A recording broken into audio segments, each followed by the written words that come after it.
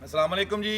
ਇਹ ਜਿਹੜੇ ਵੀ ਸ਼ੌਕੀਨ ਭਰਾ ਵਾ ਜਿਹੜੇ ਫਾਰਮਿੰਗ ਦਾ ਕੰਮ ਕਰਦੇ ਜਾਂ ਜਿਹੜੇ ਜਾਨਵਰਾਂ ਦਾ ਸ਼ੌਕ ਰੱਖਦੇ ਆ ਉਹਨਾਂ ਵਾਸਤੇ ਅੱਜ ਇਹ ਵੀਡੀਓ ਵਾ ਕਿ ਆ ਆਪਣੇ ਕੋਲ ਹੈਗਾ ਬਰੀਡਰ ਇੱਕ, ਯਾਨੀ ਕਿ ਤੁਸੀਂ ਵੇਖਿਆ ਹੋਣਾ ਉਧਰਲੇ ਪਾਸੇ ਫਾਰਮ ਤੇ ਦੂਸਰਾ ਇਹ ਝੋਟਾ ਖਲੋਤਾ ਵਾ।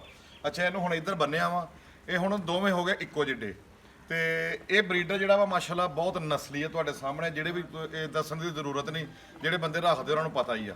ਤੇ ਤੁਸੀਂ ਕੱਦ ਬੁੱਤ ਵੀ ਦੇਖ ਲਓ ਤੇ ਵੇਲ ਵੀ ਦੇਖ ਲਓ, ਬਲਕਿ ਤੁਹਾਨੂੰ ਘੁਮਾ ਫਰਾ ਕੇ ਮੈਂ ਦਿਖਾ ਦੇਣਾ। ਚੱਲ ਅੱਗੇ ਨੂੰ ਹੋ, ਇਹ ਕਹਿ ਲਓ ਕਿ ਇਹ ਉਹ ਬਰੀਡਰ ਆ, ਇਹਨੂੰ ਪਰਵਾਹ ਹੀ ਨਹੀਂ ਕਿ ਕੋਈ ਨਹੀਂ, ਐਡਾ ਨਿੱਘਾ ਤੇ ਬੜਾ ਨਸਲੀ ਆ ਤੇ ਕੱਦ ਬੁੱਤ ਬਹੁਤ, ਵੇਲ ਬੜੀ ਆ ਝੋਟੇ ਦੀ ਮਾਸ਼ਾਅੱਲਾ। ਉਸ ਤੋਂ ਬਾਅਦ ਦੇਖ ਲਓ ਪੂਰਾ ਕੱਸਿਆ ਹੋਇਆ ਤੁਹਾਡੇ ਸਾਹਮਣੇ, ਇਹ ਦੇਖ ਲਓ ਚਾਰ ਚ ਫੇਰ ਘੁਮਾ ਕੇ ਲੈਂਥ ਵੇਖ ਲਵੋ ਕਿ ਲੈਂਥ ਕਿੰਨੀ ਚੌੜੀ ਆ। ਤੇ ਆਹ ਦੇਖ ਲਓ ਤੁਸੀਂ ਇਹਦਾ ਕੱਦ ਬੁੱਤ ਤੇ ਉਦਾਂ ਵੀ ਬੜਾ ਹੀ ਨਿੱਘਾ ਵਾ।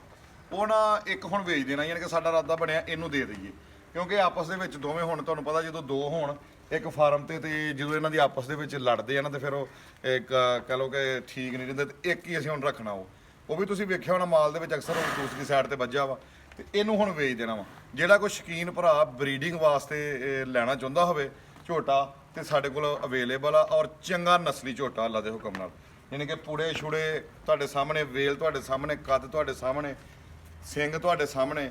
ਤੇ ਜਿਸ ਕਿਸੇ ਭਰਾ ਨੂੰ ਵੀ ਚਾਹੀਦਾ ਹੋਵੇ ਮੁਨਾਸਬ ਰੇਟ ਤੇ ਤੁਸੀਂ ਮੇਰੇ ਪੇਜ ਤੇ ਨੰਬਰ ਉੱਤੇ ਮੇਰਾ ਲੱਗਾ ਹੀ ਆ, ਨਹੀਂ ਤਾਂ ਮੇਰੇ YouTube ਚੈਨਲ ਤੇ ਸਾਰਾ ਮਕਸਦ ਲਿੰਕ ਦੇ ਵਿੱਚ ਆਇਆ।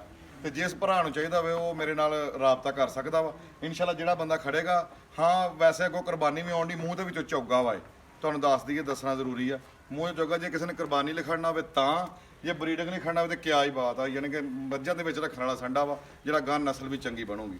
ਤੇ ਜਿਹਨੂੰ ਜ਼ਰੂਰਤ ਹੋਵੇ ਉਹ ਜ਼ਰੂਰ ਰਾਬਤਾ ਕਰੇ, ਇਨਸ਼ਾਅੱਲਾ ਤਾਲਾ ਅੱਲਾ ਖੈਰ ਕਰੂਗਾ, ਜਿਹੜਾ ਲੈ ਕੇ ਜਾਊਗਾ ਯਾਦ ਕਰੂਗਾ ਜੀ। ਦੁਆਵਾਂ 'ਚ ਯਾਦ ਰੱਖਿਓ। ਅੱਲਾ ਹਾਫਿਜ਼।